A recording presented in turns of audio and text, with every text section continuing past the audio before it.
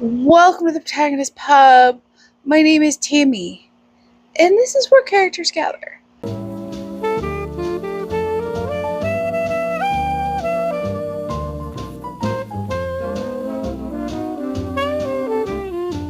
It is just after 7. It's almost 7:30.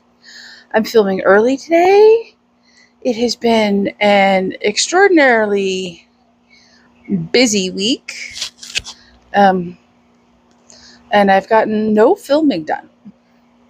After being so productive in filming in April, I am wickedly out of swing with filming, so I'm trying to get back into it, y'all. So today, we are going to talk about audiobooks. As you know, June is audiobook month. I am a long-time member of Audible, more than 2 decades. I remember when you could only listen to an Audible book on an Audible-owned device, and so it's been a very long time. And I have a very large Audible library, read, unread, things I have every intention of reading and aka listening to, and I just haven't gotten there yet. So, like all of my recommendation videos, it's going to be a mix of things I have read and things I have yet to crack open. So let's start with the read first. And this is one of the very first books I ever got on Audible. Not the first. Very close to the first. It was released in 2001. And do not judge this book by its title. That is Good in Bed by Jennifer Weiner. And I absolutely loved this book. I will read you the description from Audible. Sorry, I haven't even had a sip of coffee yet. Candy Shapiro never wanted to be famous.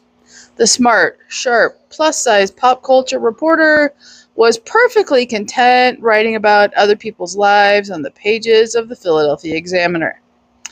But the day she opens up a National Woman's Magazine to find out that her ex-boyfriend has been chronicling their ex-sex life is the day her life changes forever. Loving a larger woman is an act of courage in our world, Bruce has written.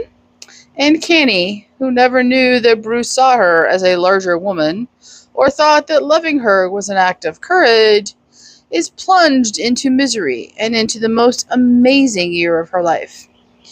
Radiant with wit, bursting with surprises, and written with bite and bittersweet humor, Jennifer Weiner reaches beyond Candy's story and into the heart of every woman. Gut level, real, and laugh out loud funny, Good in Bed celebrates the courage of the human spirit and features an unbelievably funny cast of supporting characters, the strangest dog you'll ever encounter, and a heroine you'll never forget. This was truly laugh out loud funny. I remember, walking my dog at the time. This book predates my marriage. And just laughing out loud, walking Wally after work, and just cracking myself up. It was so good and so memorable. And do I remember if there's swearing in it? No. Do I remember if it was, overtly explicit? No. I don't think it was, because I do not like that in an audiobook, or any book, to be honest. But is there some detail? Undoubtedly. I mean, come on. Her ex-boyfriend is writing an article about their ex-sex life, so there is some. But I loved this book, y'all. It was funny and relatable, and if your body type does not fit the stereotypical emaciated, thin image, this is the book for you. I truly loved it. I don't go back and listen to audiobooks, and this is one I would go back and listen to. Would it probably hit me the same way 24 years later? No, obviously not. I am not the same person. Oh, but I bet you anything, it would still be funny. That's all I want, is a funny book. So, next up would be Too Dead to Swing by Hal Glatzer. This is a fully staffed cast production, and this one is, I didn't tell you, Good in Bed is how many hours? The abridged version, wow, I didn't realize I listened to the abridged version, is 5 hours and 44 minutes. I never listened to abridged. Alright, so Too Dead to Swing is a full performance, and it is 4 hours and 59 minutes, and this is quite clearly a mystery. I own this. This is also a 2001 release. I cannot recommend this enough. If you like the 1940s era, and I will read you the blurb. It's 1940. A musician, Katie Green, finds out how tough the road can be when she joins the Ultra Bells, a female swing band on tour in California. From the moment the band kicks off the set, you're caught in the rhythm of the music and murder on the move.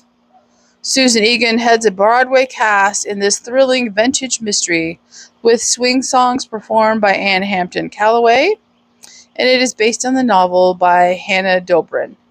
I have not read the novel.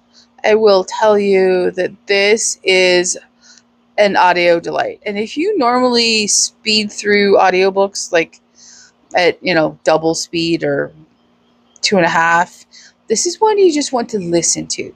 It is fully acted. It has got musical numbers in it. And if you're like me and growing up, 40s music was a thing in your household,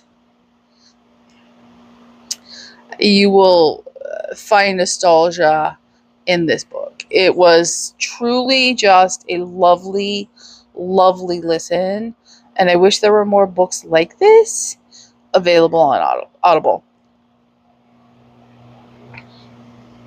Oh. Okay. Next up, and this is another 2001 book. That is The Dark Lady by Richard North Patterson. This one is 14 hours and 16 minutes. And when I started Audible, I was listening to a lot of his books. And I don't know if I own his complete catalog. If I don't, I need to start spending some credit on those books, because I truly, truly enjoy his writing. And this is, your typical Tammy choice. It is a mystery, and this one happens to be, I will read you the blurb and you will figure it out. In Dark Lady, Richard North Patterson displays the mastery of setting, psychology, and story that makes him unique among writers of suspense, and one of today's most original and enthralling novelists. In Steelton, a struggling city on the cusp of an economic turnaround, two prominent men are found dead. One is Tommy Fielding, a senior officer of the company, building a new baseball stadium, the city's hope for the future. The other is Jack Novak, the local drug dealer's attorney. Fielding's death with a prostitute from an overdose of heroin seems accidental. Novak is apparently the victim of ritual murder. But in each case, the character of the dead man seems contradicted by the particulars of his death. Coincidence or connection? The question falls to Assistant County Prosecutor Stella Mars. A driven woman, she is called the Dark Lady by defense lawyers for her relentless and sometimes ruthless style. In 7 years, only one case has gotten away from her, and only because the defendant took his own life. Making her way through a maze of corruption, deceit, and greed, trusting no one, Stella comes to believe that the search for the truth involves the bleak history of Steelton itself. A history that now endangers her future, and perhaps her life. I haven't listened to this book in probably 24 years. So, I can't tell you much about the content. However, I can tell you I loved this book. It was unputdownable. I would, dogs are playing, walk Wally a little further every night so I could listen a little bit longer. It was just enjoyable, and that's true for all of his books. So I can easily recommend this one, especially if you love, legal suspense thrillers. It's perfect for that. Okay, next up is Wedding Season by Darcy Cosper. Hello, Miss Felicity. Oh, yes, I know. You're very unloved, aren't you? Oh, you're very unloved. Okay. Yes, I know. It's very sad that you're so unloved. Yeah, and they're going to come mow your grass today, so they're going to steal all your grass. Okay. Get down. Mama's going to finish. Nope. And this was published or released on audio in 2005, and it comes in at 10 hours and 40 minutes. And it only has 33 reviews, and it only has a 2.9 rating, but I remember enjoying this one. So I will read you the blurb. 17 weddings, 6 months. Only the strong survive. Joy Silverman and her boyfriend, Gabriel Winslow, seem perfect for each other. Living together in New York City, they have everything they want and everything in common. Most importantly, neither wants to get married. Ever. When Joy finds herself obligated to attend 17 weddings in 6 months, including those of her father, mother, younger brother, and 5 of her closest girlfriends, the couple is forced to take a new look at why they are so opposed to marriage when the rest of the world cannot wait to walk down the aisle. As the season heats up and the pressure mounts, Joy must confront what it means and what it costs to be true to oneself. A witty, wicked comedy of manners and satirical tradition of Jane Austen and Evelyn Waugh, Wedding Season is an intelligent, laugh-out-loud funny examination of friendship, faith, integrity, and the ideas and institutions that bind us together, shape our lives, and define who we are. I remember finding this funny when this came out. We had been married a little over a year. Yeah, the reviews are awful.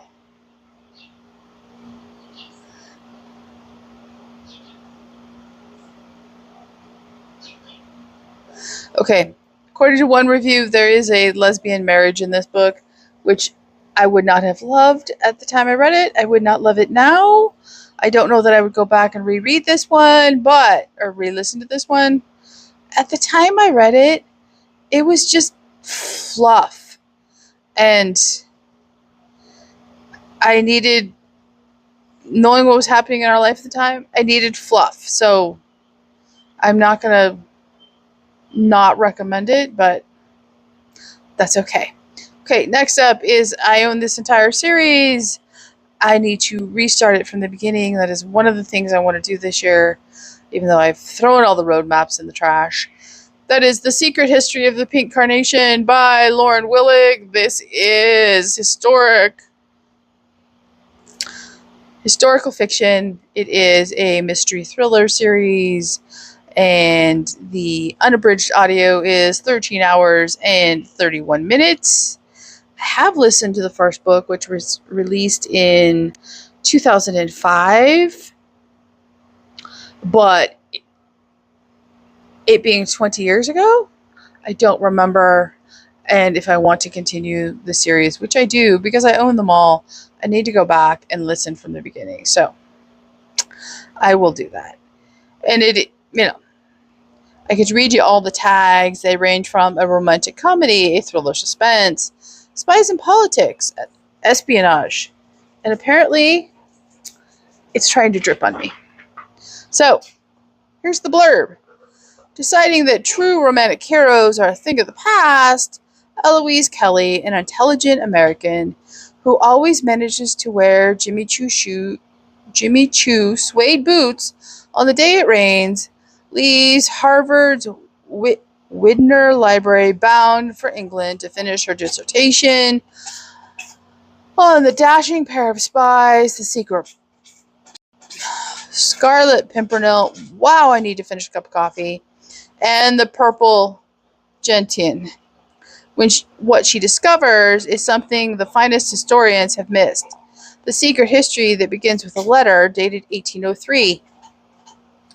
Eloise has found the secret history of the pink carnation, the most elusive spy of all time, the spy who single-handedly saved England from Napoleon's invasion.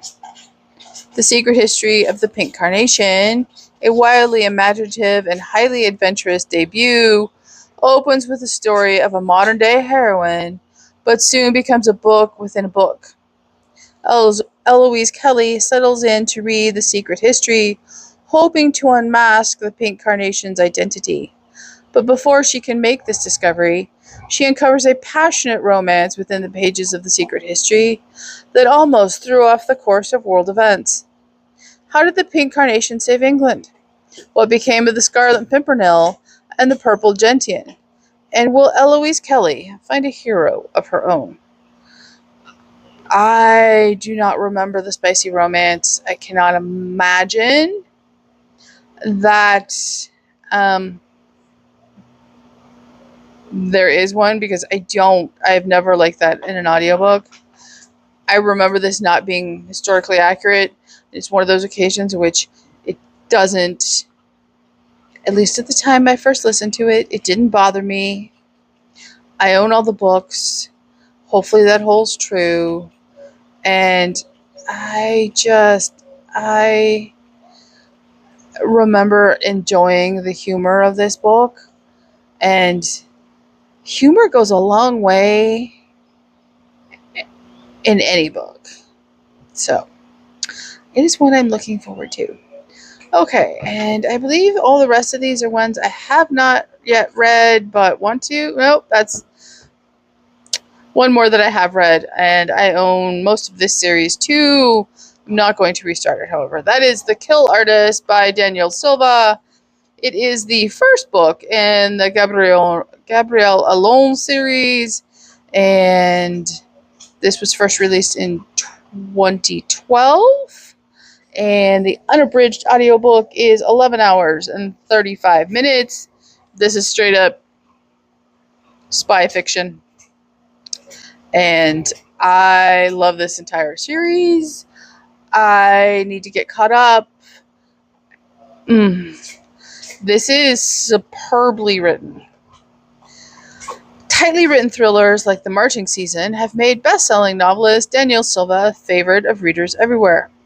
In The Kill Artist, he paints an absorbing portrait of a reluctant hero's attempt to thwart an old enemy to preserve a precarious peace. After the assassination of his wife and son, Gabriel Allon retires from his brutal anti-terrorist career and loses himself in his precious cover job, art restoration. But when Tariq al-Haroni, the Palestinian terrorist responsible for his family's death, begins a killing spree designed to destroy Middle East peace talks, Gabriel once again slips into the shadowy world of international intrigue. In a global game of hide and seek, the motives of Gabrielle and Tarek soon become more personal than political. Filled with vivid action and a fascinating cast of supporting characters, The Kill Artist delivers pulse-pounding suspense carried to a startling climax by the tension-packed narration of George Giddle. I love this series. It is very tightly written. The suspense doesn't let up. It is very well paced. The action scenes are terrific. The political tension is fantastic.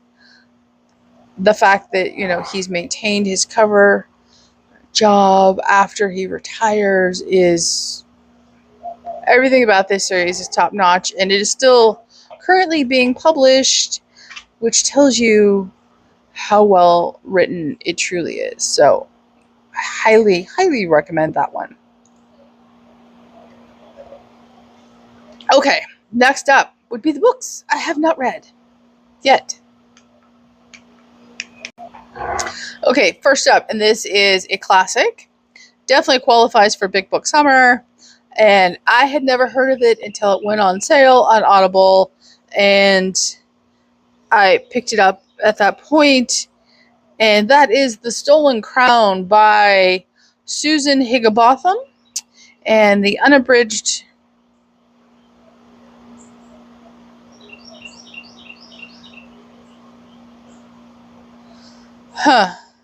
maybe this is not the book I'm thinking of. Hang on.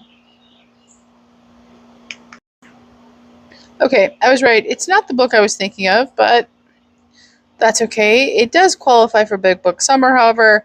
It does come in at exactly 400 pages.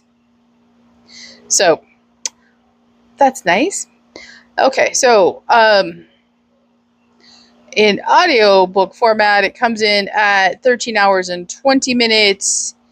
It was released on audio in 2013, and it was physically published in 2010, and it's historical fiction, so I will read you the blurb. On May Day, 1464, 6-year-old Catherine Woodville, daughter of a duchess, who has married a knight of modest means, wakes to find her gorgeous older sister, Elizabeth, in the midst of a secret marriage to King Edward IV. It changes everything, for Kate and for England. Then King Edward dies unexpectedly. Richard III, Duke of Gloucester, is named protector of Edward and Elizabeth's 2 young princes. But Richard's own ambition for the crown interfere with his duties. Lancastrians against Yorkists, greed, power, murder, and war. As the story unfolds through the unique perspective of Catherine Woodville, it soon becomes apparent that not everyone is wholly good or evil. I think that sounds really good. The description on Audible is atrocious. I just read you the description from Amazon. And since Amazon owns Audible, really they should clean up and have the descriptions match, but that's never going to happen. So it is not one I have read, and I know nothing about the author, so I cannot vouch for the quality of the work, but it does look like it has good voice separation for male and female characters. Yeah, there's 2 narrators, so you're going to have a male and female narration, which is a plus. So when I get to it, I will let you know. It does have a decent rating on Audible. It's a 4.1 with 263 ratings, so you never know. Okay, last up for this first installment of Hidden in My Audible account is No, I Do Not Want to Join a Book Club by Virginia Ironside, and this one was released on Audible in 2007, and it is 8 hours and 32 minutes unabridged, and I will read you the blurb. I have not listened to this one. Here is a delightful novel about letting go of youth and embracing the sassy curmudgeon within. Okay, I'm sold. I don't need to read anymore. I will, but I don't need to read anymore. Don't harass her about parasailing or taking Italian language courses. Forget about suggesting she join a gym. Marie Sharp may be a little creaky in the bones as she heads towards the big 6-0, but she's fine with it. She would rather do without all the moving to Florida, bicycling across Mongolia for the hell of it hoopla that her friends insist upon. She's already led an exciting life. She came of age in the late 1960s, after all. Now, with both a new grandchild and a new man on the horizon, all she wants to do is make the most of what she considers the most interesting stage of her life. This is a wonderfully astute novel, based on the author's own experiences. No, I don't want to join a book club, is the funny and often poignant fictionalized diary of an older woman, a decade or two past her prime, and content to leave it all behind her. So don't tell her to take a gourmet cooking class. And whatever you do, don't you dare tell her to join a book club. Fresh and truly unique, moving gracefully on in years has never been more hilarious than in this forthright grandma's take on the third phase of life. As I approach 60, this is going to be my cup of tea. I need to read this. Okay, so that is all the audiobooks I pulled this time. I have so many more. So, hopefully there's something new. I've intrigued you. If you have an audiobook recommendation, please leave a comment down below. Like and subscribe, and I will see you here next time at the Protagonist Pub.